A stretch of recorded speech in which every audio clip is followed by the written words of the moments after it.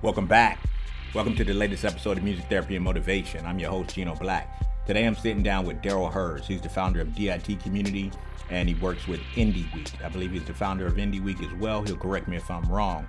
DIT Community is Do It Together.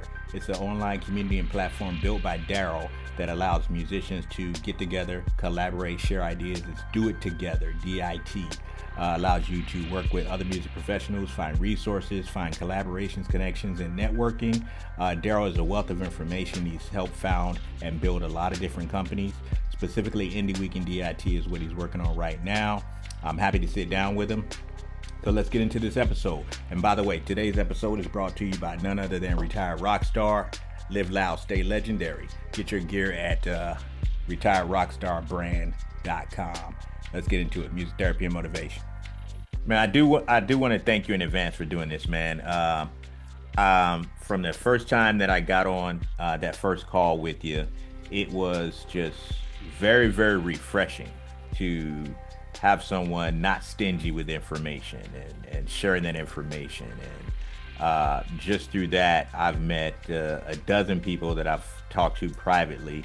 And just to get a feel for what they're doing and how we can collaborate, whether it's creatively or business-wise, how we can help each other out. And that's what's been missing. Because last year we were doing a lot of good work, and a lot of the people that we were talking to, that's myself included, Remedy, and then my other business partners, it seemed like everyone has this selfish mentality where they didn't want to share information. They want to hoard it and keep it to themselves. And me and my team, we have a giving spirit because we feel like the more you put out there, the more you get back. And so I just want to thank you for 100%. Thank you for all the information that you've been sharing and the advice, and it's working. The stuff that you've been sharing, it's just been really, really awesome, and I can't say enough about it. So thank you for doing this, for really, really, really. Well, kudos to you. I mean, and I joked about it in our chats in that I actually found out about you before you joining because I'd found your Instagram through Remedy's Instagram. Gotcha. Right? And that's where I was saying, like, hey, I walk the walk. Like, all the stuff I'm telling everybody, hey, you should be doing this. That I found you by doing that. Here, let's go second level. And who does she know? Right? And that's it. Like, everything I try to talk about is what I'm doing. And, so. Yeah, walk the talk. That's better. So then let's go ahead and get into this. Let's see how much information we can disseminate and learn more about you and more about what you're doing. And this will be another opportunity for people to learn about DIT and more people to join DIT and to be able to use some of the information that you share as takeaways to help them along. And of course, I'm going to recruit some more people into DIT here with this. It's going to be awesome. So whether they're listening to it or watching it on YouTube, I'm a YouTube geek, so I kind of watch everything. Like, I don't really listen to podcasts. I like to watch them because I'm a visual person. I like body language. So, to me, it seems to resonate a little bit more. But yeah, man, welcome to it. This is Music Therapy and Motivation. I'm with Darryl Hurs of DIT, and I thank you for doing this. And let's go. Just tell me and my listeners and viewers, of course, a little bit about who you are and what you do. Just get things kicked off. All right, I'll try to do it quickly. Over 30 years in the music industry, started as a musician, toured, played, wrote songs, released music, the whole bit. And I found when the bands I was in, I was the one always taking care of the business and was getting frustrated at others not taking care of business. And the last band I was in, we were starting to get a look from BMG Publishing out of LA, which was like, hey, Canadian artists, anything for out of LA, States sounds good, and they gave us some advice, and the others in the band would not take it. And I was like, if we can't even take the advice at this stage, we're going nowhere. So I quit. That was it. And so then I went into full-time, more on the business side. I was still performing a bit, but really I just went into the business. I was Prior to that, I'd already started booking venues, and then I created my monthly showcases. I had a Hmm. community record label. I was managing artists. I was booking a venue. Um, and then also have a digital side. So I took desktop publishing and I started doing graphics. Hmm. And I started doing websites really early. I taught myself how to do HTML and CSS. And so I was getting hired to do that work while doing all the music stuff. And it was great because I was freelancing. So Hmm. I made my own hours. I could work from the road. I could be traveling and work. Um, and so I was literally a digital nomad early days. Hmm. Like I actually had digital nomad at hotmail.com and like crazy, right? Yeah.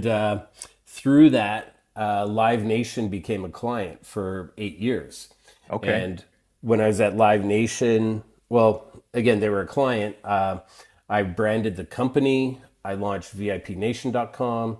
Did a ton of marketing assets for variety of things like Hmm. ads, VIP passes, everything like you name it.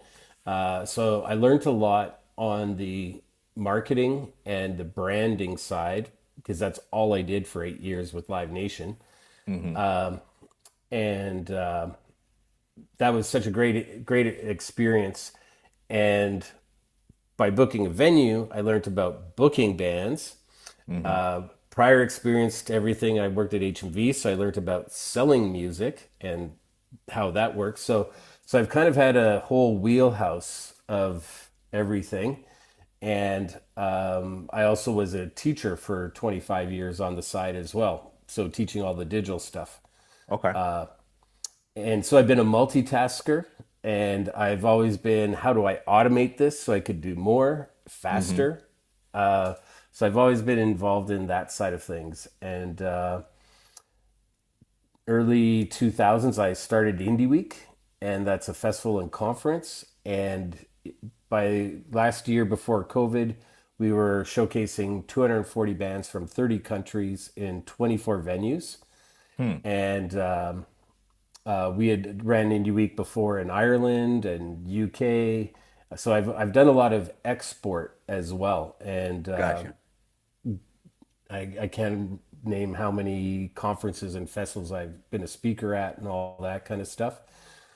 So now, fast forward, COVID wiped out all that. Hmm. So we started. Like I was literally 2 weeks away. You'll probably like this part. I was 2 weeks away from calling it quits on everything. Hmm. Like COVID wiped us out. I had to let staff go. We couldn't do our festival. There's no money coming in. We were also booking bands for after every home Maple Leafs game for the NHL, right? So that Right. was a big one. So I lost that client. I was also marketing manager of CD Baby for 5 years for Oh, Canada. really? Yeah, and then that got sold to Downtown, and that kind of went sideways. Hmm. Not the downtown part; it's just restructuring and everything as Right. they do. Right. And so I lost the CD Baby gig, I lost the Maple Leafs gig, and we couldn't do our festival. Like it was really close to like we're done. And I had one staff member left, and I said to him, our only hope really is if we do our conference online Hmm. or we just pull the plug. And I like, are you in? Like, are we going to do this? And he's like, yeah, okay. So I put up one web page, Indie Week conference online in November, tickets on sale now.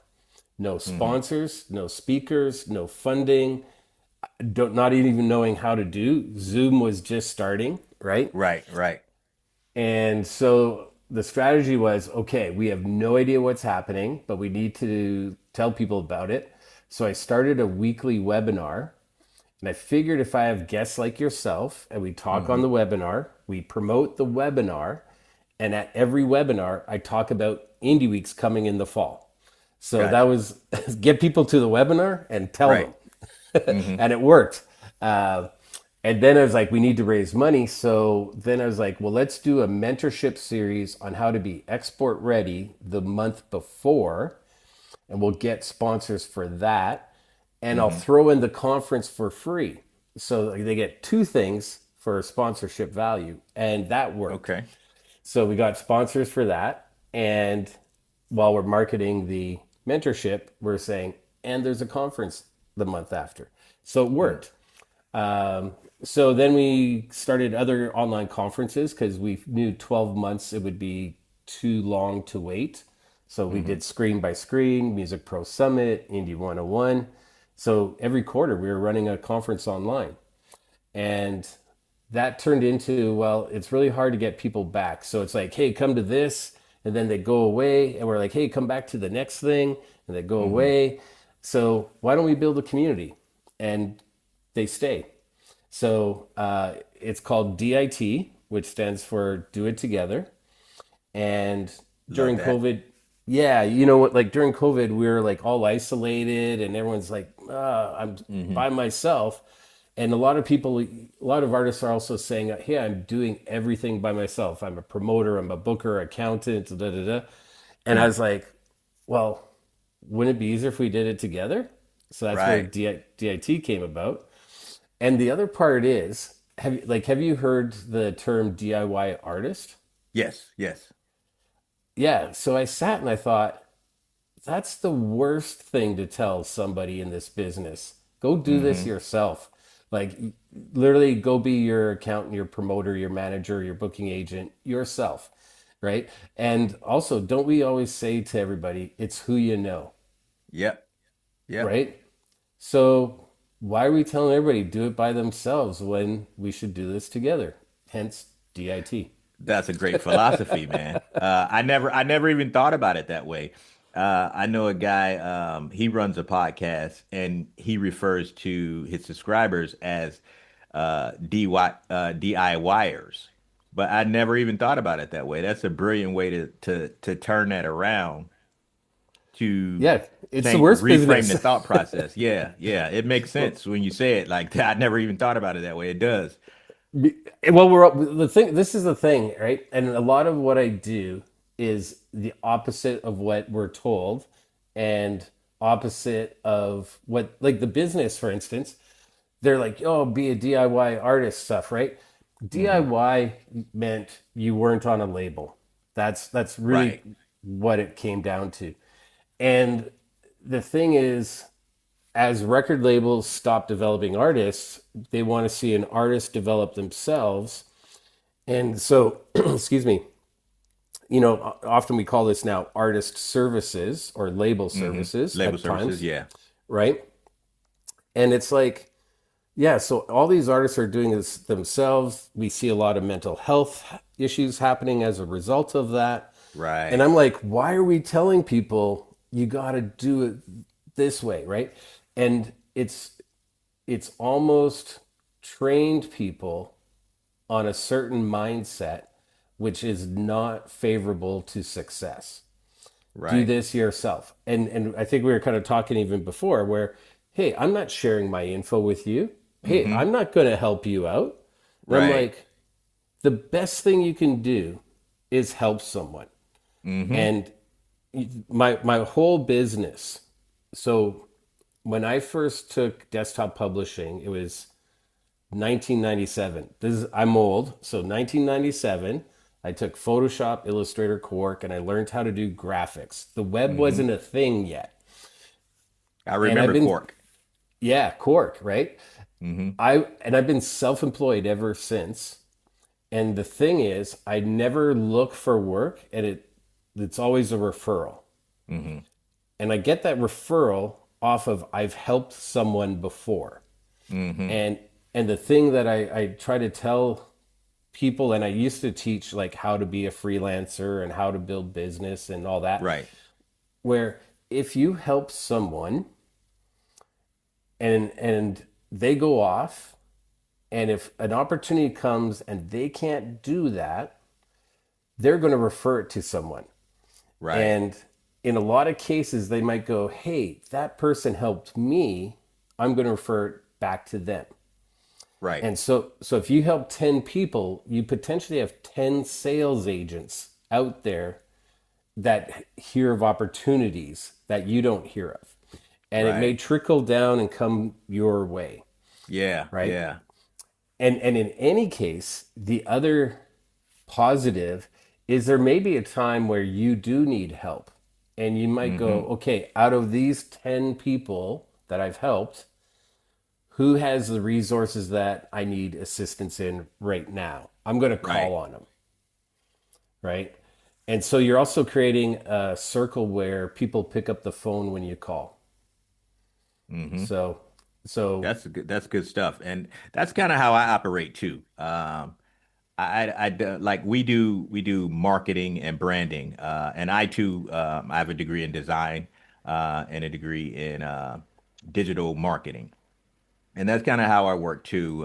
One of my business partners is like, why don't we go out and seek, new clients, this and the other? I said, I find that it works out better with referrals because 100%. they're already of the mindset of what it takes to do things. And then when you kind of seek out clients, maybe they're not mentally prepared to do what's required of them on their end. So we found ourselves in a situation where we were almost metaphorically dragging people along because they weren't up to task yet. And it takes a steady and serious mindset to do all that we do. You talked about, I'm the artist, I'm the songwriter, I'm the accountant, I'm this, I'm that. That can drive you crazy. It can drive Yeah. it's just too much. So you have to come into it knowing, you don't have to do all of those things. You can partner with people and make a lighter load on yourself. And that collaborative effort, it works better for me at least to get referrals because they've already heard the story, as you said, from the previous person that you helped. So they're already have an idea of how you work and how you help people and what's required on both ends to be reciprocal to make the relationship work. A lot of times when you solicit cold clients, they really aren't up to task, in my experience. So yeah, we're similar in that thought process. But continue. I just wanted to share that a little bit. No, absolutely. And to add to that, when you get a referral, the best part is, and a lot of people don't realize this, and I tell a story on how I got the Live Nation gig, right? Mm-hmm. Where I got a call out of the blue. It was a Monday, and it's Mm-hmm. like, "Are you the guy that does Photoshop and websites?" Mm-hmm. Yes. Do you have a resume? No, it's out of date. I don't have time to, I'm really busy. Sorry, no. Like I gave the worst interview. Like I'm telling no on everything. Do you have a website? No, it wasn't up to date. I took it down.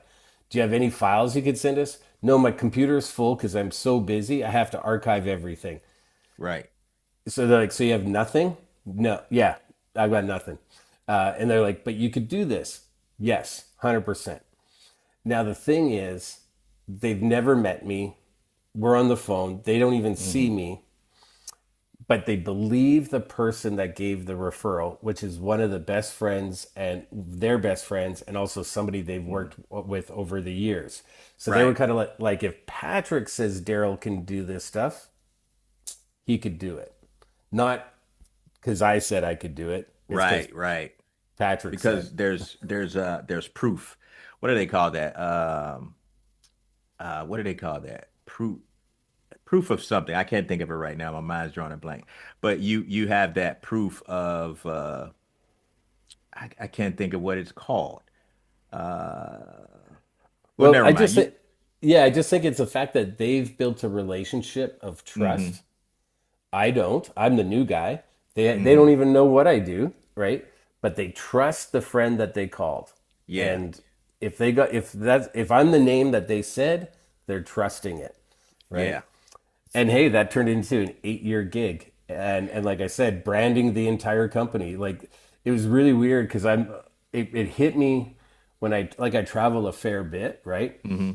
It hit me when I was like on some almost like rural type street in Serbia, and Mm. I saw a Live Nation gig poster with my logo on it, and I'm like, Mm. so it really like, and then when I was in Mexico, I saw it on a poster. I'm like, okay, yeah, so this is kind of a big one. I didn't quite get the full effect, but every city I go to, there it is, And you right? saw your work. Yeah, it's like I don't know, and on posters of like the Who, Guns N' Hmm. Roses, to see it on all this stuff, I just like, whoa, this is crazy, because it's like, wow, I think this logo is like one of the most seen logos on the planet. Because if you think of all the tickets and all the posters and all the concerts Right. they're promoting, it's like, Yeah. so Yeah. anyways, it was kind of like I just did the work, and then later I'm traveling around, I'm like, oh, this is a thing, like, oh, okay. What So year did you start that with Live Nation? whew, I'm thinking it might have been 2008 or so, Okay. for 6 years. I was Hmm. there like during the whole Ticketmaster merger and all Yeah. that. Yeah. I was the one that had to do the layout of the press release to announce that. So Okay. that was also like, I'm getting the info. I'm like, okay, this is a big deal. Like, oh my God, like, don't mess this up, you know? Like that press release of the world's biggest music merger deal ever. Yeah. So then I've seen your work because I remember that press release going out. Yeah. Yeah. Yeah, it was. There's a lot of stuff on that. Like the lawyers changed the text. You got to change that. Oh, there's a dot missing. The lawyer said a dot's missing, and we're Hmm. 5 minutes late. And it's like, how does anyone know we're 5 minutes late? You know, like, Right. Yeah. so yeah, it was crazy. That's good stuff, So man. And then you said you did that for 6 years and you were doing other stuff at the same time for different clients? yeah, just numerous stuff. Like I was also doing some non-music stuff, but I did graphics for Gibson guitars, Epiphone. Um, a lot of the partners of Live Nation, so like Visa, American Express, like the American Express front of the line series. I did the first Hmm. one of that.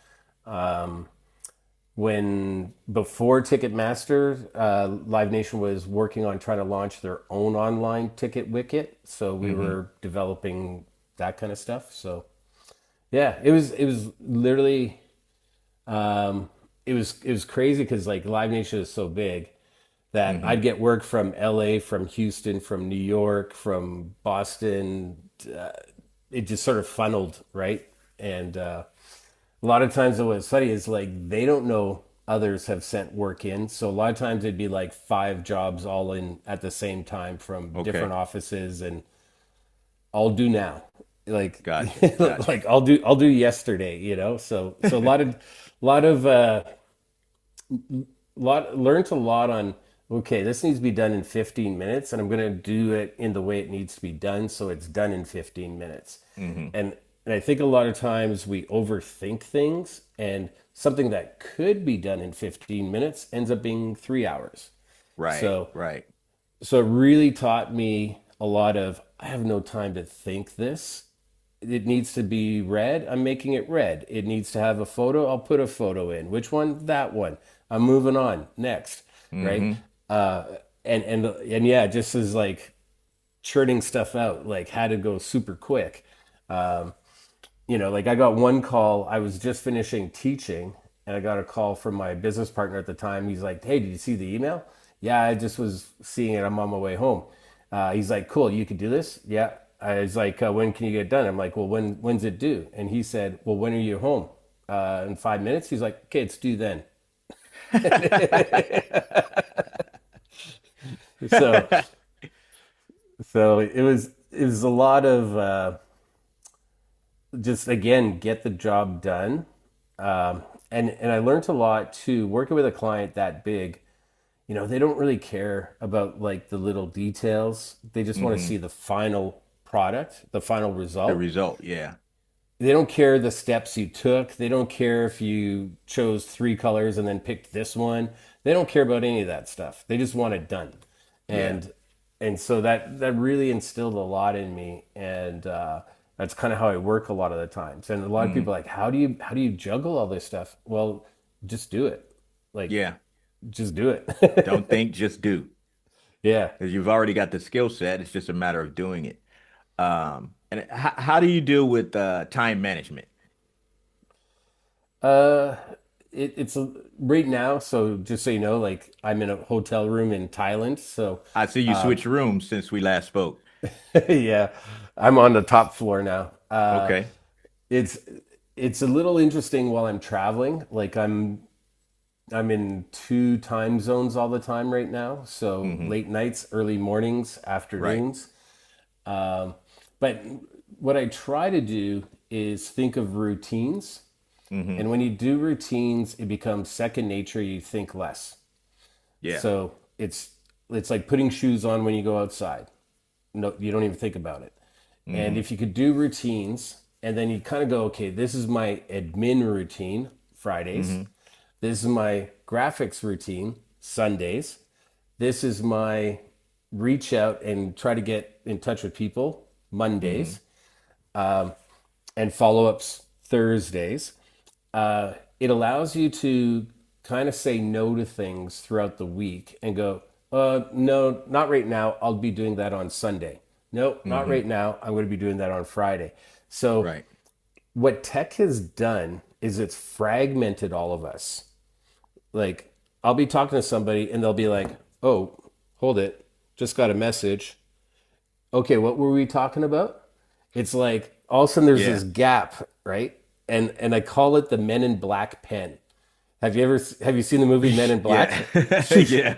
what happened? Where what?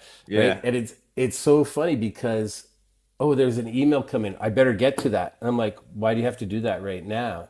It'll still be there in 2 hours. Yeah. So so I try to go and compartmentalize tasks and Hmm. time. And by doing so, I'm able to deflect and focus on what needs to be done right now.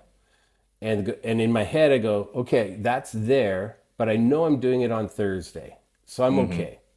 And I take it out of my brain. It doesn't occupy my space. And it's funny because I rely on a lot of small tools and tricks and stuff.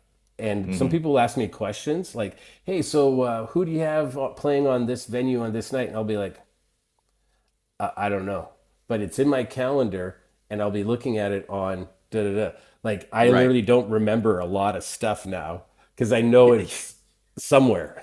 Yeah. I'm just starting to do that. I used to be reactionary to every single email or every DM or every text message, and I found I was driving myself a little bit crazy, trying to do it that way. And that's why I asked about time management, because I'm always looking for new ways to better manage my time. And I just started doing what you're saying. Like, I'll get to that. I don't have to respond to that right now.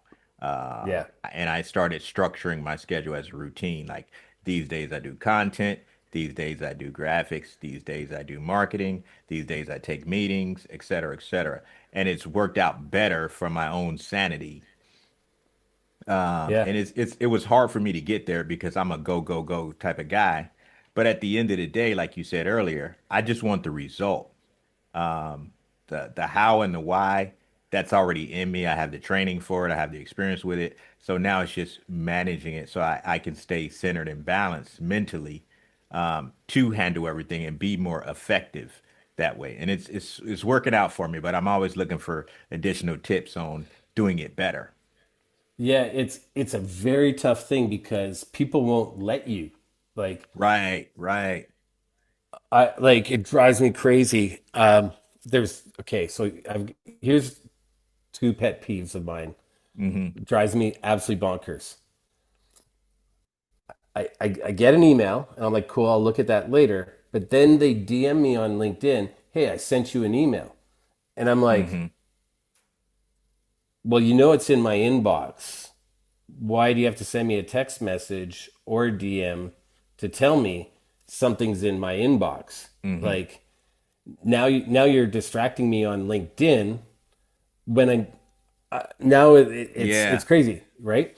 And people will do that. They'll send me something Friday night at 6 p.m. and then Saturday they DM, "Hey, I sent you an email," and I'm like, "It's the weekend. We're out of business hours. What?" Like I don't Right, even right. respond, And then Monday morning, they're like, hey, you haven't even responded to me. I'm like, it was the weekend. Like, it's not even business hours, Right. right? So this is the thing is that people think that if they've sent a text message, you must respond right now. Hmm. And that drives me crazy because it's like, hey, allow for the other person. Like, I travel a lot, and like someone's like was like, hey, you haven't responded. I'm like, I'm walking down a dirt road in Thailand right now. Sorry, I'm not at my computer. you know Right. a lot of people don't realize the other person might be in a situation that isn't the best to actually read and take in the email and actually Hmm. give focus to it, right? Right. So that's a pet peeve. And then my other big pet peeve right now is Calendly or these, like, I can't tell you the number of extra emails I get or text messages. Great, send me an invite. Send you an invite to what? Well, we're meeting on Wednesday at 2. What? Hmm. Am I managing your calendar now? Just the Right. amount of emails back and forth. You could open your calendar and go Wednesday at 2, meeting with Daryl, and we're done. Right. Right. You want me to go open a different window, go to a website, go click and put stuff in so it goes in your calendar? Right. What? I didn't know I'm working for you, right? And Right. so Right. like I right now, I swear today I've got 10 of those. So if each one takes 2 to 5 minutes, that's 20 to 50 minutes of my time managing other people's calendars. Yeah. And Yeah. I'm like, I'm sorry, that's not in my routine. So, unfortunately, with some people, this is just me. Hey, could you send me a calendar link? Nope, delete. Yeah. And then they're like, hey, I didn't get a thing from you. Oh, well, you sent me another email. That could you could easily put it in your calendar. So, Hmm. yeah, it's a bit of a, how shall I say it? I know it's old school mentality, and it's a bit Hmm. of my. I was taught by his guitar teacher Elmer. He's from the southern states, and he had this great attitude, like, "Man, don't be coming in here with that. Play it right." And Hmm. there's a couple times like I came in and I hadn't practiced, Hmm. and you could tell, and he just looked at me, "Get out." I'm like, "What? Damn. Don't come here playing like that. Pack up your stuff, go outside, wait 5 minutes, come in and try it again, but don't play like that." So it really taught me, like, okay, Hardcore. because he was kind of like, I get it, I'm getting paid to teach you, but don't waste my time either, right? Right. So that's the one thing is we are all in a very busy business. Hmm. I don't want to waste anyone's time. I Right. want to respect everyone's time, and if I can make it easier for you, great. But respect my time in return. Correct. And I think the whole, hey, send me this and send, like, I'm going to South by in 2 weeks. The Hmm. amount of send me calendar invites I have right now, when I was like, hey, can you meet Saturday at 2? Yep, send an Hmm. invite. You said yes. Great. Put it in your calendar. I'll see you there too. Right. Like, Right.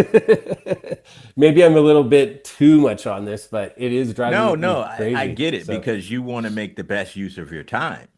And those little distractions compile and it's not good. It's not well, good for the efficiency of the business. right. But you know what I'm seeing sometimes? What's There's a that? there's a drop in some people don't make meetings, Hmm. right? And the reason is, like, I've even got a text here, like I could pull it up where they literally are like, great, send us a invite so we keep your time, right? Hmm. The fact that she sent that message and have offloaded it to me, if I don't send that in her brain, and this is everybody, I'm not Hmm. pointing a person out, Right. I'm the same.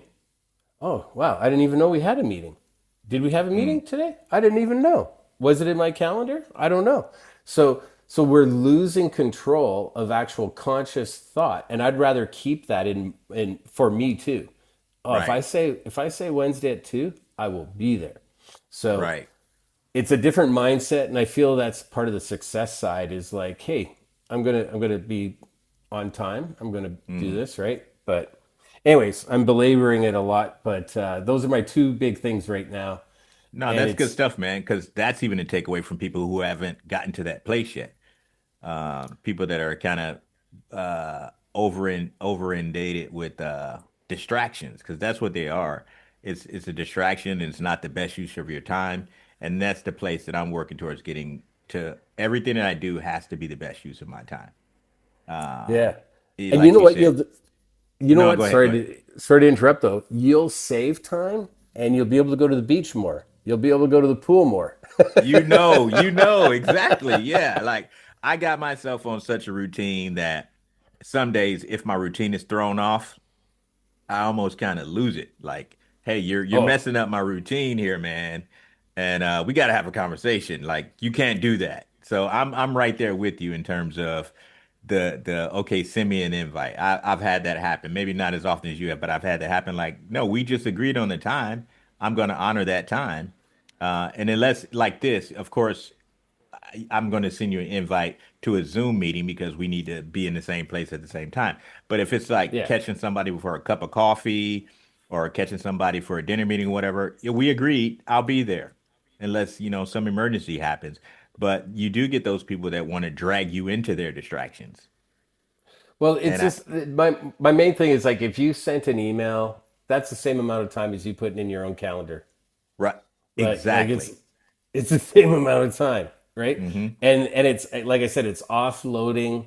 And if I don't do that, they don't even know we talked about a meeting. Like it's out of sight. Like in fact, I one of my last Zoom meetings 2 days ago, Hmm. one person didn't show. He didn't show at all, right? Hmm. And sure enough, after it was like, oh, yeah, I was asleep. I didn't know we had a meeting, you know. Because you didn't send the And invite. this is what AI's. No, there was an invite even, but Oh, it's okay. like what's happening is, and I'm going to say this back that when you're conscious and in control, you can actually predict results and outcomes, Hmm. and you can plan for. Other than that, it's kind of like, um, sorry, it's kind of like hoping for it instead of it Mm. actually happening. Right. And Right. I don't like hoping for stuff. I like it to actually happen, right? Hmm. And so what I look at it like with tech, and I've been involved in tech my whole life. We can't remember phone numbers because we now have a thing to do that for Right. us, there for us. And what's happening, and I'm seeing this with tech, is like with Calendly stuff. I don't know my schedule because I have something else to do that for us. Hmm. And the fear I have is with AI. I know where I can ask for anything when I want it, so I don't really need to know it or I don't need to Hmm. remember it. Right. And so everybody's kind of and this is just how progress is with tech is we rely more on it, and as Hmm. we rely more on it, we're not getting stuff done. Now to wrap this back into music is when I was an artist, you literally had to do everything yourself, back to the Hmm. DIY kind of thing. And it's funny, I was having a conversation with somebody. Hey, remember Kinko's and photocopying at 1 a.m.? Oh, Yeah, I remember I lived at Kinko's at photocopying 1 a.m., posters, man. I right? lived at Kinko's. Yeah. And it was kind of a networking place because anyone else there is doing the same thing as Yeah, you at yeah. 1 a.m., Getting right? flyers printed, band posters printed, postcards, all kinds of stuff. Yeah. On the Right. road, even on the road with different bands I play with and different bands that I manage, it was like, okay, we need to make sure we know where the nearest Kinko's is.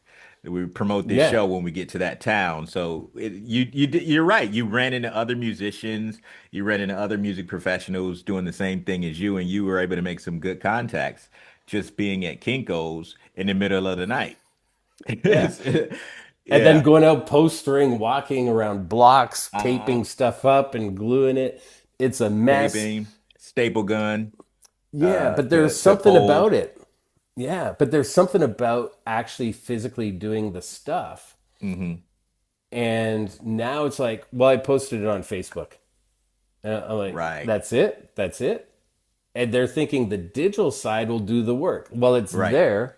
Everyone will see it, right? Like everyone. And I'm like, no, Not the everyone. algorithm, no. Not So everyone. It's working yeah, against you. right. So that's what I mean. Is like I'm very much of if you've got a goal, you create a strategy, a plan, you execute, and I feel back in those days you were kind of forced, like, because there wasn't this tech stuff, how else are you going to get people to your shows? You're sitting at home, you have no Right. Right. connection to nobody, you got to go out there, you got to talk Yep. to You got to meet the somebody. people. Right? And now everyone's kind of like, well, I'm just staying at home, I'll post, I'll do this, and it's like actually the people are out there, you know. Yeah, especially post COVID. Everybody got into that mindset. Just like you were talking about, now we started doing the Zoom meetings and how it affected your festival. Now everyone thinks just posting on Instagram and Facebook is promotion. It's not. It's not. You still got to get out there and network and meet people, and share your ideas with people so that they can pay that forward and pass that on. And like I say, building a community. And it's good to have that online community, but you also need to have community within the city that you live in. Yes, 100%. We say meet online to do business in person, right? Yes, I like that. And the beauty is anything and everything is available online. You can get Hmm. anything and everything. And it's amazing how, like, if you looked at numbers, the lowest, like, percentage of people that actually take advantage of everything is available online. But Hmm. then also, it's getting lower on actually taking advantage of what's in person, right? Hmm. And results I find is when you put the two together. When Yes. you have online rocking and you do in person, Right. best of Yeah. both worlds, you It's know? it, it is a beautiful combination, and a lot of people say it's old school, but you have to do it. You still got to get out there and commune with people and network with people. Um, excuse me. But yeah, um, it's great to talk to you about these things, and learn more about you. And I just think that, like I said at the top of the call, it's just what you're building and what you have built is inspirational. And that's kind of why I wanted to get you, because the impact that you're making, and other people in the group that I've talked to since meeting you, they speak so very highly of you, man. It's like Oh, you're the wow. Yoda. You know what I mean? You're like Yoda to these people, man. And Well, and you it know just what? Oh, go ahead. no, Sorry, no, it's go ahead, go lagging ahead. a bit. Go ahead. No, you go ahead. You go ahead. Uh, I was just gonna say, Finish like, off. wanting to know when you first decided to start doing it together or do it together, the community, what was the jump start? You told me a little bit about it, but like what was the kind of like the catalyst for the thought to build this thing? If you could provide a little bit more insight into that.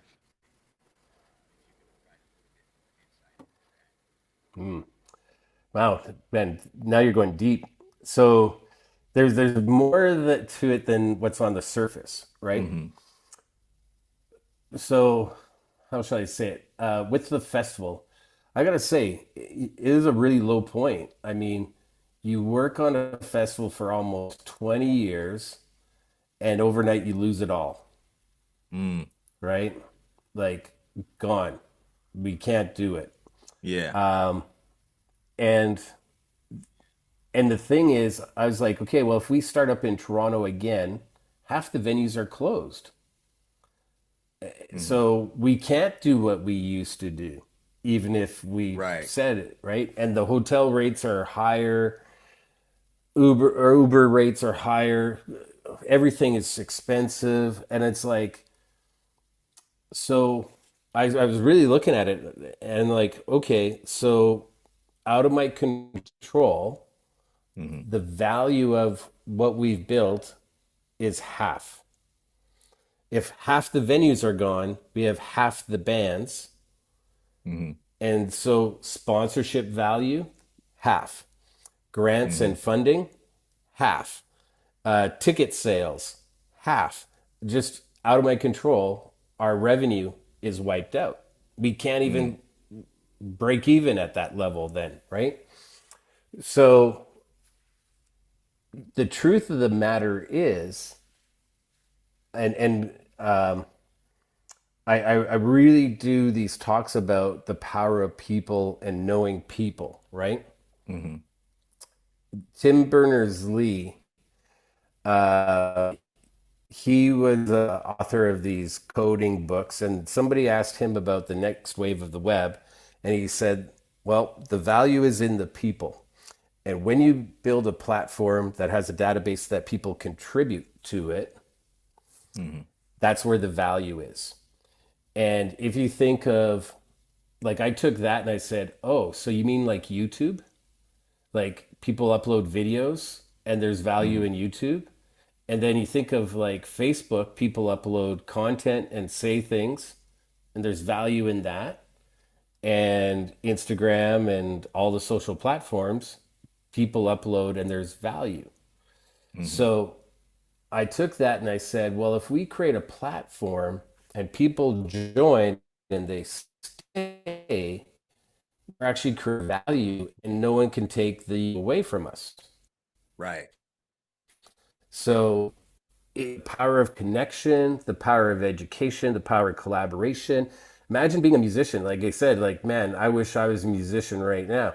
Hey, I can go online, look up Brazil producer and reach out, and I might have a producer in Brazil. Hmm. You mean I can go online and connect with a writer in Spain and I could co-write with an artist Hmm. in Spain? Do you mean I can go online and ask I need a violin player for my song and Right. I could get that? Huh. Isn't that Very. powerful, right? So that's kind of where it came into. And right now we're getting more partners on Hmm. board, sponsors. Because when you have more people, then you can get sponsors.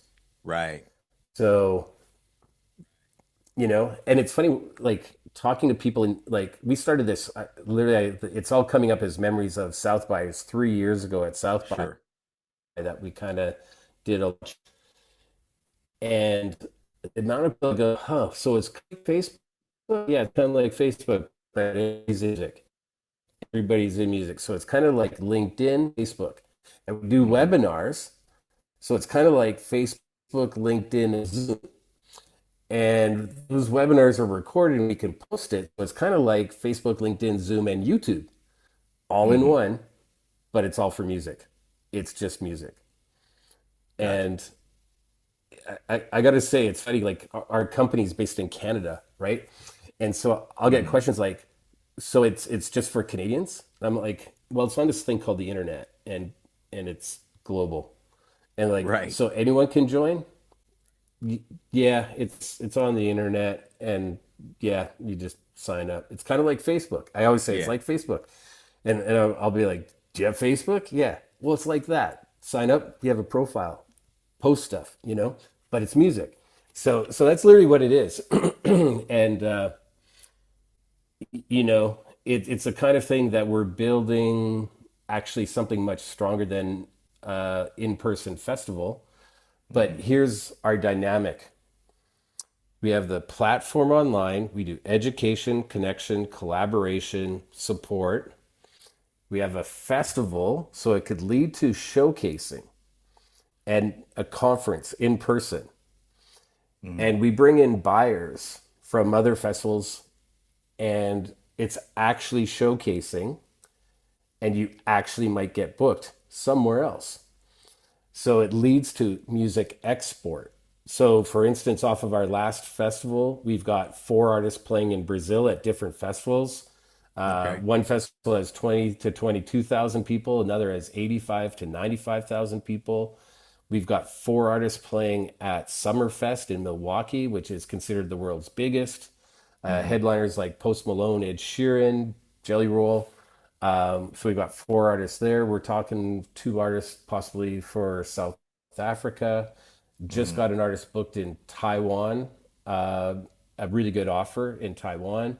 Uh, so this is the thing: is it actually can lead to results. You know, Mm-hmm. for those Yeah. that put work in, it could lead to results. So online to in person to music export, and there's many other business opportunities. So I'm very excited. We just started year four of a 5 year business plan, Mm-hmm. and for the most part, we're on target. And some cases we're ahead, some cases we're a little behind, but that's normal. And Mm-hmm. but yeah, I'm super excited. This year's already started with like right out of the gate. We're off and running. Yeah. That's cool So stuff, man. sorry for a long answer. Sorry for a No, no, long no, no, answer. no. That long answer, trust me, man, people are gonna get some takeaways from that. And your company is based in Toronto, is that correct? That's right. Yeah. Do you remember North by Northeast? Of course, it's still running. It's still Is it running. really?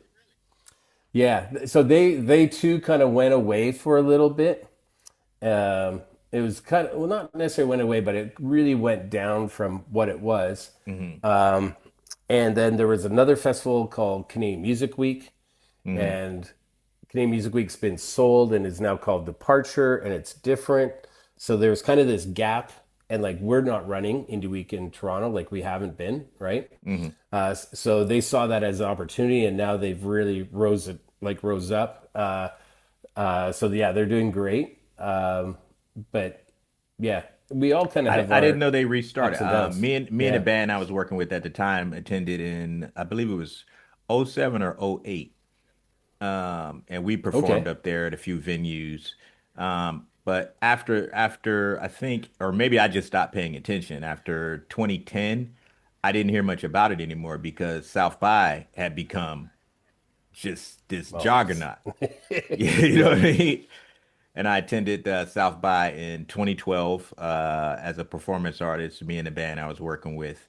And I've gone back just for business a couple of other times, but I'm a few years behind. I haven't gone to South by since pre-COVID. Um, Right. and I was interested to know, is it still the same over the last couple of years in terms of the seriousness of the networking opportunities, the showcasing opportunities, and just things of that nature. Because I heard through one person, only one person, I can't take that person just for one person that attended, but they said that it was more so more so influencer attended and people that are trying to do, TikTok videos, YouTube videos more so than the serious bands. Have you seen any of that experience in the last couple of years? Yeah, absolutely. Right. It's just different. Like, man, I was going through some photos today, and it was 2016. That version was crazy. Like, Hmm. you could not walk down the street. Like literally from the business on the left side to the right side. Hmm. And I mean like the businesses, meaning, the edge, like where the doorway is, it's Right. wall of people, the whole street, sidewalks, wall, It's like covered.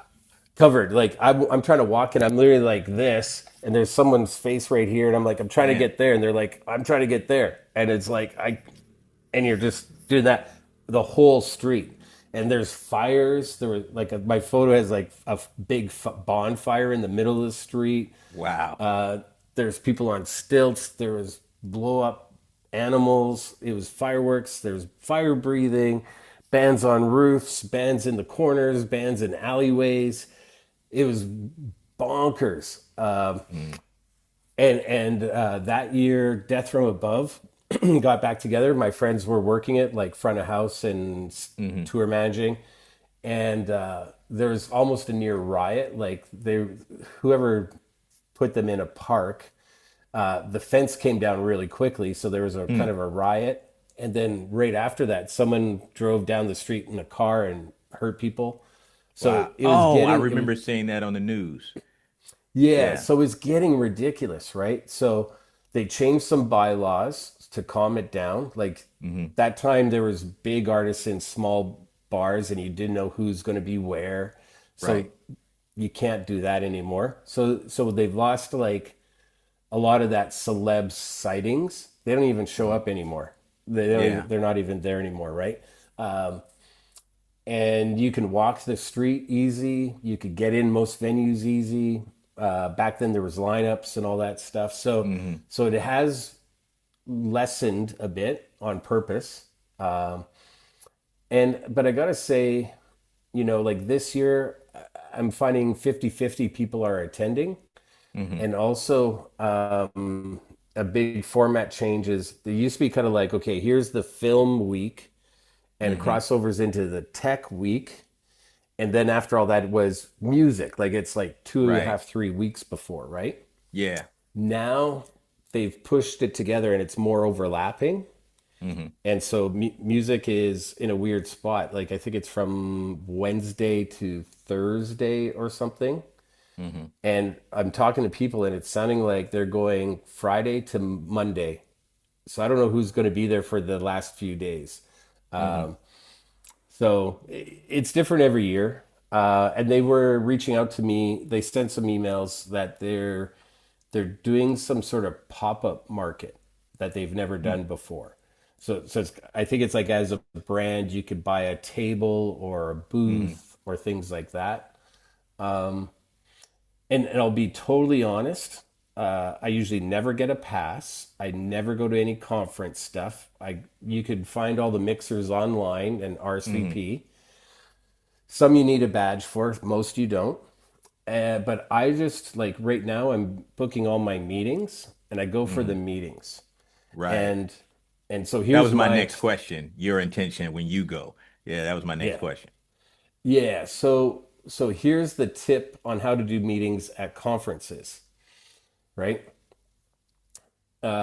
Again, do everything with intent. So you find your place. So right now for me it's a coffee shop called Revolution.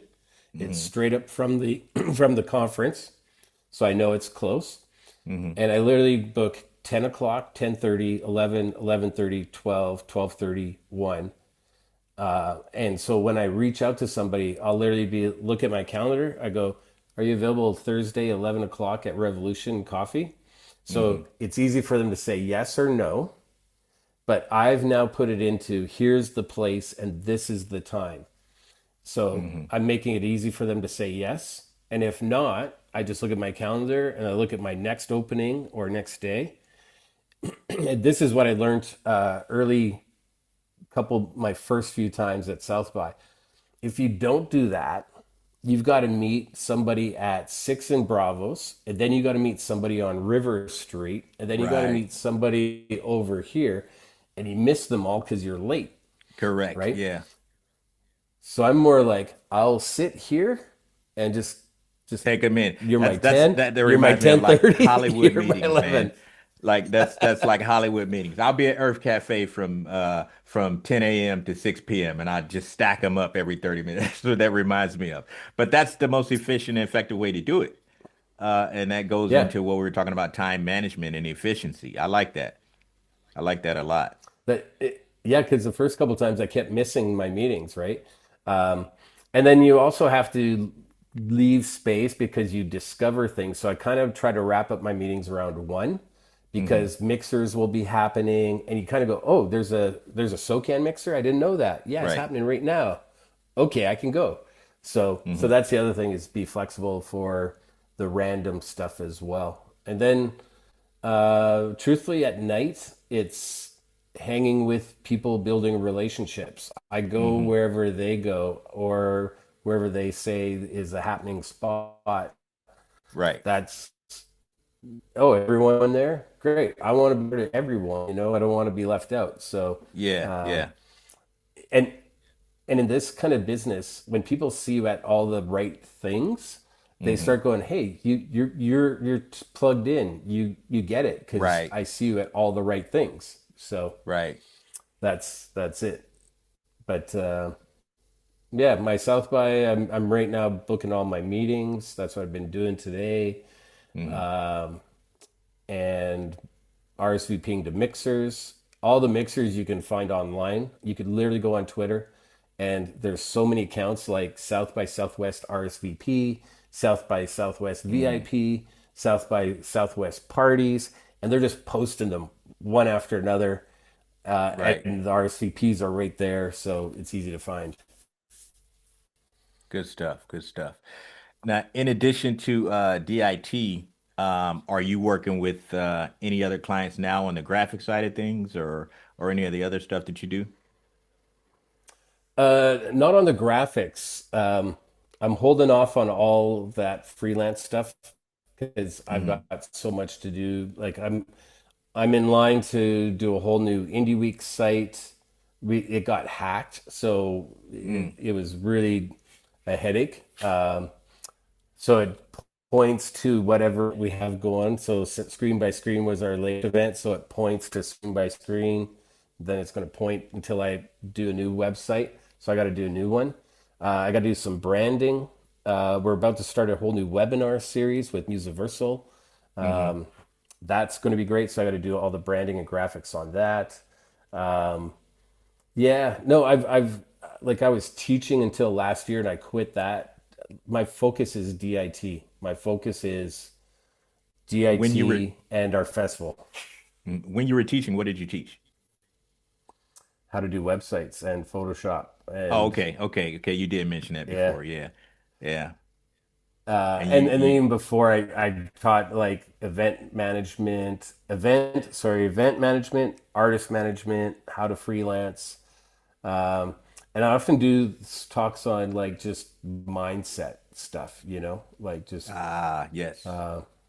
you know, it's so important, And if I can say something, that's what really drew me to you. Your Instagram has so much good stuff on it. Thank you. Right off the bat, I was like sharing, liking, and like, yeah, here's somebody who gets it, you know? Yeah, it's to me the right mindset determines everything going forward. You have to be in the right mindset, and as you mentioned, do it with intention, or don't do it at all, as far as I'm Yeah. concerned. And that goes to all of the overthinking. Overthinking just creates problems that were never really there. So it's kind of like use what you already know, use the experience that you have, use the training that you have, and just trust that instinct. I'm a very instinctual person. In terms of what you had said earlier, when you're like, they contacted you and you were like, "Do you have this?" And you're like, "No." "Do you have that?" "No." I had a gentleman I was doing some work with, doing some work with. He was based in Australia, and he wanted some help promoting his new album a couple of years ago. And he asked me, he was like, "Do you have like a pitch deck, this, that, and the other?" I'm like, "No, I don't. I just do." And he was a referral from someone else, a friend of mine that's in London. And I had a similar experience to you. I'm like, "No, I don't have a pitch deck. I don't have any case studies. I just do, man." And I just look at the results. So I can show you the results, but I don't really have a map to show you the progress of what that is. This is just what I do. And it kind of sidetracked me for a minute because I'm thinking, well, maybe I should do a pitch deck. Maybe I should do this for that. And I'm like, no, that's going to take so much time when my work speaks for itself. And you've gotten that Yeah. referral and trust that I deliver all the time. I get the results that I need to get for the client. I get the results that I need to get for my partners. And it's refreshing to hear somebody else say that. No, I didn't have anything. I didn't have a resume for this is what I do. It was just a word of mouth referral. And I was going to do all that fancy stuff, and then I decided, no, I'm not going to do that. I want to let the work speak for itself. I can show you the metrics, the end result metrics. I can show you where they started, and I can show you what they got after I was done doing what I do. That's it. And so now I kind of just let that go because I think that each client or each partner that I work with I think that we have to have the right mindset, and I can't prove all of that little stuff to you. I can just show you the results of my labor and my work.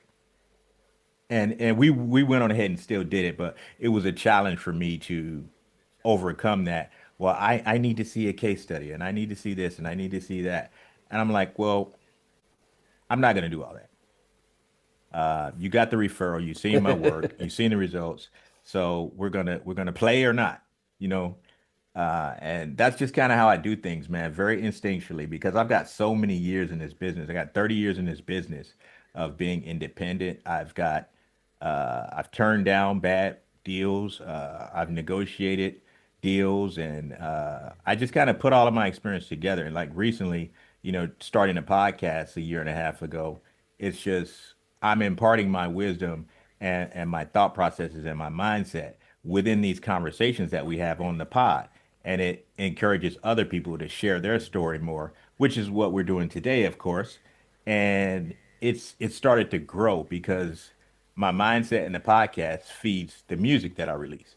And the music that I release when I'm speaking, it kind of all comes back to one thing. So I do a nonprofit called Sober Hustle Club and that's an after effect of my own alcoholic addiction. And I'm thankful to say I'm 5 years sober, and I work with people in that respect, and I work with people in the music respect, and I've just kind of been a counselor, a mentor, and a guiding force in all aspects of that mindset, sobriety, and then within music. So I just do it. You know what I mean? I don't think about it too much. I just do it.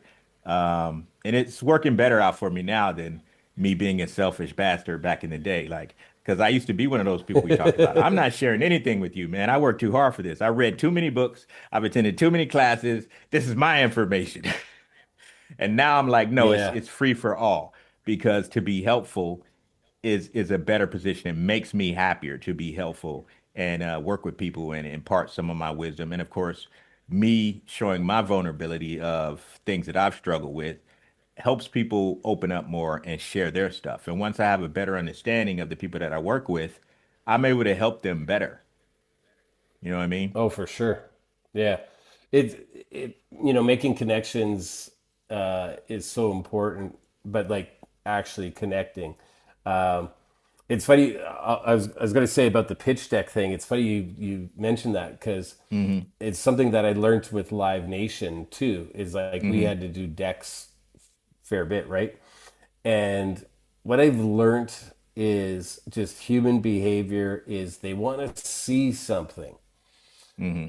And I would make the decks. And here's the thing is, oh, I get it. You want to see it, but you're not reading it. You just, Hmm. oh, flipping the pages. Yep, that looks good. Great, let's do it. And I'm like, you didn't read anything, like nothing. So Right, it's right. kind of look at the pretty pictures. Great, Yeah, this is yeah, yeah. good. It must be legit because that picture looks good. It's Right. hilarious. Like Yeah. it's and I'm like, you didn't even read that. So yeah, it's funny. Human nature in certain ways, you know. Um, but yeah, and I'm doing a deck right now. I just finished Hmm. one yesterday and doing an update one. Someone in Taiwan that we're talking to, maybe partnering with, they want Hmm. to see it. Especially Asia, they're Yeah. they're really on. Yeah, yeah. Must do that. Um, but yeah, the mindset stuff is so important, and this business is kind of going back to the DIY side. There used to be artist development. There used to be, if you do this, this will happen. Hmm. And it's kind of like almost reward system already built in. Right. And then now that's all gone. And the thing is, everyone's left to themselves to go decide what to do. And if there's no blueprint, they're just trying anything and everything. And it's so easy to go, well, nothing works. And it's Hmm. like, how do you learn when there's no blueprint in front of you, Right, you right, know? right. So I feel for all the young artists right now because they're seeing what's on TikTok or seeing what's on socials, Hmm. and that's what they think to do. Right. And one thing that I'll say is where I've had my most successes is when I go against the grain and don't do what everybody does. Yes. Yes. I've had Likewise. my best successes this way, right? Um, Mm-hmm. Or you kind of froze up on me there. Oh, there you go. There you go. sorry, I think my internet. Yeah. Um, y- yeah. So my thing is I go the opposite almost all the time, right? And I also think again, my this is where I pull in my automation computer stuff, and I try to go Mm-hmm. least effort, maximum result. So I want to do stuff in the Right. least amount of time, the least friction, uh, the least amount of money spent, and get the most Of results, course. Of right? course. And it's funny when I tell people some of the ways to that I find here's an easy way to do this. They're Mm-hmm. like, but that's not what I've been told. This is everyone. No, I need You to get do a this little bit other of stuff. resistance. Yeah, Yeah. and and it's funny because it's like wow, like so like for instance, live shows. Your artists are told play as much as you can, open for everybody. Hopefully, you'll get their fans. Mm-hmm. I'm like, that's the worst way to go. Like, are you kidding me? Open for nobody, headline all the time, fill the room, sell all the merch, Mm-hmm. take all the ticket sales. Right. Yeah, You know? and to piggyback on that a little bit, I find that a lot of artists are of the mindset of, yeah, I want to be the opening act or I want to just play this festival. And I'm like, no, you should be building up your own following. You need to put asses in seats. Yeah. That's how you build a real fan base because when you're just doing a festival or you're just the opening act, you don't know that those people are coming to see you and No you're one's trying coming to to see build you. you. They're coming to see whoever, or it's just a very cool venue, so they would have been there anyway. They're not necessarily buying tickets for you, so you need to cultivate your audience to where it's specifically intentional to come to see you. And you network with people off stage and you collect email addresses and phone numbers, and you know that that's your tribe. And I think people have Yeah. gotten so lost in the festivals, and not the discount festivals, they're a lot of fun, but that's not your true tribe. Or may or may not be your true tribe. So you need to go and start with those, 50 people rooms and work your way up to see how you build up your value. And, you can command a certain amount of money for your gigs because you've shown that you fill the room. And a lot of people are kind of, I hate to say lazy, but they're like, no, I'm just going to play with such and such, or I'm going to do this, or I'm going to go there. Well, that room's going to be full anyway. How do you know that they're coming to see you? They're not. Right. They're, Well, here's how yeah, I try to frame it like, okay, let's look at it as what's the result? mm-hmm, Okay. So if opening for bands is the way to go, I'll go, okay, cool. How many shows are in Toronto this week? Let's say 20. mm-hmm. So how many artists are opening at these shows? 20. Or are they all successful now? Because if this is the way to go, they're all successful now, right? Right, Oh, right. they're not. Huh. Well, maybe this isn't the way to go. This Yeah. isn't the So way to how's do that it working then. out for you? And It's it's not. It's not. That's right. what I tell them. I And how kind of throw long the is it? question back at 5 years. It's them. not. Yeah. Yeah. So I'm kind of like, okay, if that's not the way, let's not do that. And truthfully, trying to build fan and audiences by playing live, for the most, it's the worst ROI. Mhm. Gas, time, effort, it's the Yeah. worst ROI, right? Losing So the money on the sooner road. you get it where you, yeah, but the sooner you get it where you're bringing all the people and you're headlining. So I often, when I consult with bands, I'm like, you're not opening for anybody ever. You're headlining, and when you have capacity crowds, you're building your reputation. Oh, you're the Right. one that has capacity crowds all the time. You Mm-hmm. actually skyrocket faster, and you build momentum. And it kind Right. of goes back to that earlier mentality of the online spaces, Because if you have people, then you can get sponsored.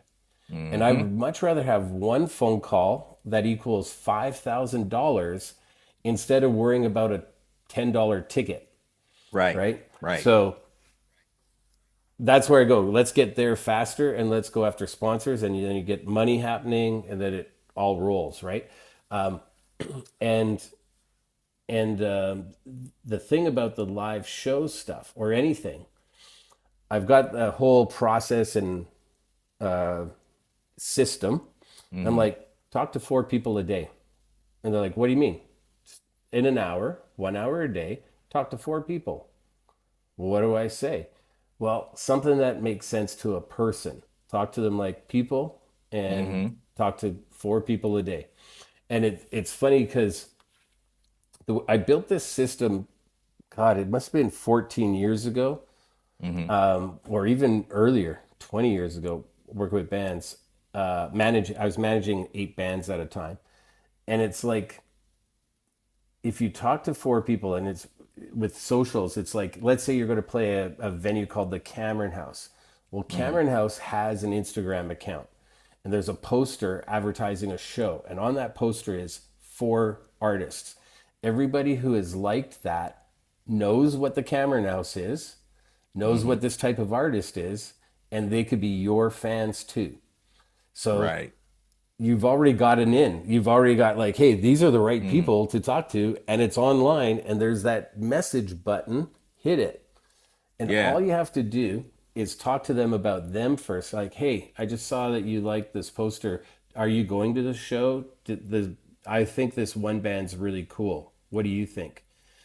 Instead of, here's my music, here's my show, here's my video, here's my da da da. Right. So if Right. you talk Right. to, yeah, so if you just talk to That's a great four, reframe of how to approach that. Yeah. yeah, like, or hey, we're a band from out of town and we're looking at venues. Would you recommend the Cameron House? Mm. Oh, yeah, yeah, for sure. Well, what do you like about it? See, asking their opinion, Right. right? And so if you did that 4 times a day, now do the math, it's 1,040 per year, Hmm. right? And I'm like, can you get 10% out to a show? Because the place only holds 100 people. Right. Oh, so again, costs no money, an hour a day, maybe, sitting at home, doing nothing, and oh, first show is sold out. Okay. Uh, so this is a thing. And if you continue that, the next year you're at 2,080 people that I've Hmm. talked to. And there'll be an organic growth of about 20 to 30%, right? Right. Because friends tell friends and things like that. And I'm Hmm. like, oh, so you mean after 2 years, I might be selling out a club that's like 6 to 800. Right. Oh, and I've done nothing but talk to people. Huh. Okay. That's a great concept and idea. Yeah. And I'm like, oh, well, what's the market that you want to build? New York. Okay. Well, I'm in Toronto, but I could talk to people online from New York. So Hmm. this works anywhere, literally anywhere. And the whole point is if you get to 1,000 and you can convert them into a newsletter, then you're building more relationship. You're building fans, Right. right? And it's like, oh, I knew them before they were big. I knew that I was Yeah. at their first show. Hey, do you know what? It was really cool because after the first show, the guitar player came out and talked to me and gave me like the Yeah. strings he played or something, right? Hmm. And the thing is, so I have a whole system where it's really detailed. Where if I talk to somebody, I put them in a spreadsheet Hmm. and I'll keep notes. And it's like, We talked about that on the call last week. yeah. Yeah. And I'll be like, hey, did I talk to them in the month? No. Well, I should. And Hmm. so it's like there's ways to, so I'm building data by talking to people, and it's one on one, and it's like, oh, this person said they like Taylor Swift. Okay, cool. Hey, did you see the new Taylor Swift album that came out? She just dropped the video. Right. Now I can always go back to them with something, right? And um, this is what Taylor Swift did. This is how she got Swifties. And Hmm. I'm like, I think she's done okay. I think Just a she's little done bit. She's she's done done all right. okay. So the biggest thing, I'll leave it with this, is if every message I've hopefully said today has been the power of people, your Hmm. connections, how you treat people, all of that, right? And when I've consulted artists and managed artists and talked to people, they're like, yeah, I want to build a sustainable career and make Right. money. Okay, cool. Where does that money come from? What do you mean? Well, which pocket is it coming out of? Because it's got to Right. come from, like, it's not coming from air. So it's kind of like, if you want more streams, you need more people. Hmm. If you want to sell more tickets, that's people. If you want to sell t-shirts and merch, that's people. So what I've done is I've actually tried to take out all the tricks everybody's trying to do and all Hmm. the things everybody's trying to get attention. And instead, I just focus on people and I talk to them one on Yeah. one and Yeah. build relationships. And then I could go, hey, do you want to come to this? Put you on guest list. Right. Don't worry about it, right? And it's like when you treat people like people and when you connect with them one on one, man, you're going to build that super fan everybody keeps talking about, Yeah. Yeah. right? And when you put that value in, it's like, well, I've talked to them a number of times, and now they buy a ticket to every show I play in that city. Huh. And if I play 10 shows at a cost X number of dollars, it might get to be like, wow, that person has actually invested $1,000 in me. Hmm. And if I've talked to a The thousand thousand fan people, concept. Yeah. right? And it's funny when that came out, I'm like, hey, who stole my thing? Because I was literally, that's what I've Yeah. built everything off of, was that thousand, right? Yeah. And so this is the thing, is you gotta focus that, all the tricks and stuff, it comes down to people. Yes. And if you don't focus on that, it's going to be a harder road, I find. Most definitely. And the positives, and I got to say, like, there's a lot of artists right now that have anxiety of crowds and people now. Like, there's a whole other thing going on with a lot of artists with Yeah, I've anxiety. noticed that too. And I'm like, you know what? Like we put up that wall that you were talking about, where you go, but what if? And that Hmm. won't. And just do it. Because Yeah. the thing I found is this: when you do the stuff, you're going to get results you didn't even think would happen. Right. You'll Right. get like, so I'm in Thailand, right? Hmm. There was a guy walking in the hotel, and I saw he had all these guitars on his shirt. I go, Hmm. hey, that's a great shirt. That's a Randy Rhoads guitar right there. That one's Dimebag Darrell. That one, he's like, yeah, yeah. This is Eric Clapton, and so we all of a sudden bonded Hmm. over his shirt with Nice. guitars. Yeah. And the other night, he's like, hey, what are you doing? I'm like, I'm going to go see Mai Tai fights. He's like, oh, really? Do you mind if I come along? I didn't have a chance. My wife's hanging out with a kid. I kind of have a free night. Yeah, let's go Hmm. do that.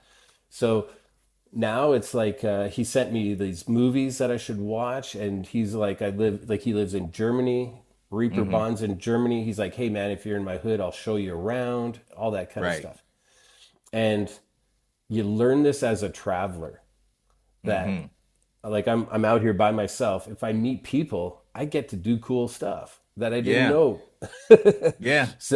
So, so this is the thing: is when you put it out there, you don't know what's going to happen. But I will leave it with this. My good friend Martin Atkins says, "Githwidis, good things Get happen." Yeah, good. get the with. Githwidis, and it's Okay. good things happen when you do stuff. I And like then that. and then he adds, and nothing will happen when you don't. Yeah. Right. So, Githwidis, everybody. Get with us. I like that. Or get with us. There you go. Yeah, Get with us. Githwidis. I like that. I like that a So, lot, man. I think we're at an hour and a half now, man. yeah, yeah. Great I could talk conversation. forever, man. I'm passionate about this stuff, so I could talk Yeah. forever. You got to shut Yeah. me up. Yeah, hey man, you're going in those DIT rooms, man. I can tell like you're really really passionate about it, and that's why I wanted to get you on because as you've mentioned, a lot of people are seem like they have a social anxiety about being around crowds and talking to people, and I don't know if that stems from post-COVID or not, or it's just the internet in general because everybody's hiding behind posting and not engaging with people. And then you got everybody creating everything with AI. And I'm like, why would you represent yourself with an AI caricature when you can just talk to people and really just, have authentic conversations as opposed to hiding behind an AI caricature? I don't know, but I think that these types of conversations can continue to move people in my experience and shared experiences and shared knowledge and things like that. I think it's starting to bring people out of their shells, or at least in my orbit of people, it's starting to bring people out of their shells. And they're like, hey man, when you started your podcast, you were just going to talk about music, marketing, branding, artist management, etc. Now you're talking about all sorts of stuff. I'm like, I gotta let it evolve to what it is because okay, I have you on the show and you're talking about your new single or your new album. Everybody's doing that. But Yeah. what lies beneath? You know what I mean? What lies beneath? What sparked that idea? What sparked that song? What sparked the journey that you're on now? I think people are getting more interesting takeaways from it. And it's just a beautiful thing to talk to people like you, and share your experience with my audience, and of course, learning from you and learning with you and the other people that are in DIT. It's leaving a mark. You know what I mean? Oh, And it's cool. just like I can't say enough how cool that community is that you built, man. It's just really really cool. And I don't want to take up too much of your time because I know that it's nighttime where you are, but Well, I've it's got a it's a meeting lot, lined man. up right after this, so I'm rocking See, right into another Zoom. okay, okay, okay. It's all Um, good. any parting words or takeaways that you want to leave from your experience that my listeners and the viewers on YouTube could just as we wrap, wisdom or as some of the people that say you're the Yoda, what wisdom can you impart for the people that are listening, whether it's about yourself or about a specific topic as it pertains to the music business? Okay. Well, I won't say anything about me because remember, other people. Yes, Uh, sir. so I would say if you're planning this to go down this route of music, Hmm. understand it is a business. Understand that it's like we hear about all the music that's going up online. It's very competitive. Two or three really main points is one, focus on you first. Make sure you have plan, strategy, or what you want to achieve. At least that. Like, here's what I want to Hmm. achieve. In some cases, it might be a hobby. Some cases, I want to tour. Some cases, I want to record with. All of that. But have a Hmm. goal and direction, and to really give it a chance, give it your all. Like 110% try, because everyone else is. And the other thing is, I would think that if you looked back and it said, what if, what could have been if I tried 110%, that would Hmm. probably not be a good feeling. So go into it, be passionate, and focus on others, not just yourself. Help others. And you know what? I'm still here. You're still here. There's got to be a reason. Yes. We love this business for some crazy reason or other. Um, and in this business, you get to experience a lot of things that regular people do not. You get Hmm. to be backstage, you get to be in certain situations. So there is those rewards. And as you're going through it, really appreciate the process, take it all in, and have fun at the same time. So that's my last bit. Cool. Great stuff, Daryl, man. Great stuff. And again, I appreciate you coming on and doing the show, doing the podcast with me. And of Well, course, I'm let's gonna get you on DIT. Let's let's have you as a guest. yeah, man. Let me know what you want me to do, and I'm all in. Yeah, Yeah, definitely. I'd love to hear your story and talk to you about what your path has been. Yeah, let's get something scheduled and we can talk about it. I'll be more than happy to share my story, and hopefully people get some takeaways from my story. Yeah, most definitely. Absolutely. Thank you for this. Okay. This is awesome, man. I love It talking was, about this man. It stuff. was. It was So a pleasure talking with you one on one. Great story, great stuff. And again, keep doing what you're doing. It's awesome. It's awesome. Keep encouraging, keep inspiring, and keep empowering the community. let's do it together. Okay. All right, man. See what I did there? Yeah, let's do it together. DIT Community and Indie Week. Daryl Hurs. All right, man. Thanks so much, man. And we'll talk soon.